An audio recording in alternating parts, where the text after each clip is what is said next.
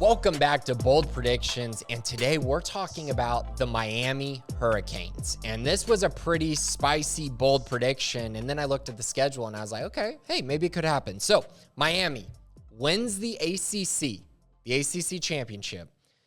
They go 11-2. This includes a win over Texas A&M, and they narrowly miss out on the college football playoff. Now, I had to go in and ask one of the fellow listeners and watchers to kind of clarify what they meant on that. And narrowly missing out on the CFP meant finishing 5-8. So 11-2 ACC championship, a win over A&M, and they finished 5-8 in the final college football playoff rankings. Whew.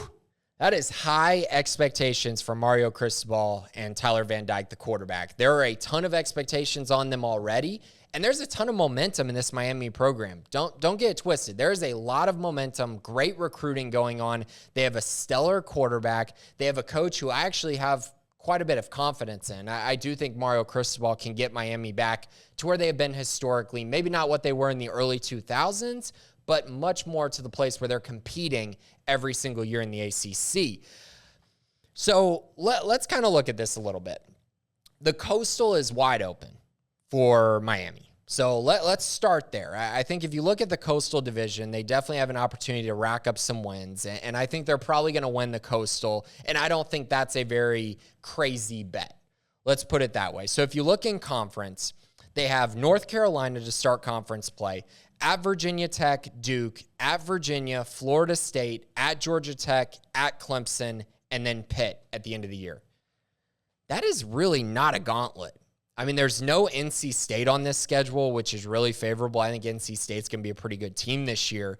And so you avoid them. And if you look at some of the other ones, Florida State, you get them at home. That's a nice place to be. You get Pitt at home as well, who I think is going to be a pretty good team. And so as I look through this, I think at Clemson is the only game where I'm like, I think they're going to lose that game.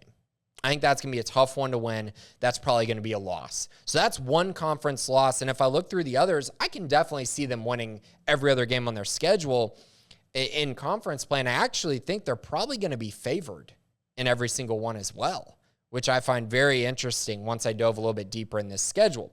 Now, the first four games, non-conference, this is pretty nice. You get Bethune-Cookman, you get Southern Miss, then the at Texas A&M game, and then Middle Tennessee.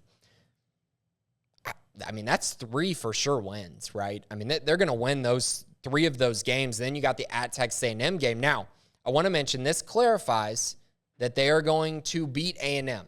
That was part of the bold prediction, right? And 11-2 with a win in the ACC championship, which implies that they're going to go 10-2 in the regular season. That's really not that bold. I actually look at this. I think they'll probably go 9-3 or 10-2. So I don't think that is too crazy. If they beat A&M, so we're going to say they're 10-2. Let's just say, for argument's sake, they lose to Clemson, and let's say they lose one of those road games, like at Virginia or at Virginia Tech. Let's just say they drop one of those. They're 10-2. They're going into the ACC championship, where they will likely get a rematch with the team that they beat, which is Clemson. Likely will play them. They knock off Clemson, who could be, at that time, a top 4 team in the country. Maybe Clemson is like 11-1 going into that game. And if Miami wins that game, then yeah, I could see them jumping up to maybe number 8, maybe number 7, especially with a win over Texas A&M. So the more I looked at this, the more I was like, this really isn't that bold. This isn't that crazy. And honestly, even though the ACC is pretty deep, there aren't a bunch of teams that really scare me. And so if Miami does reach their peak this year, they honestly should go 10-2. Which is pretty interesting as well. I think I'll probably give this a 75 on the boldness scale, because it still is, right? You still have to go out and win these games, right? You still have to go 10-2 during the year.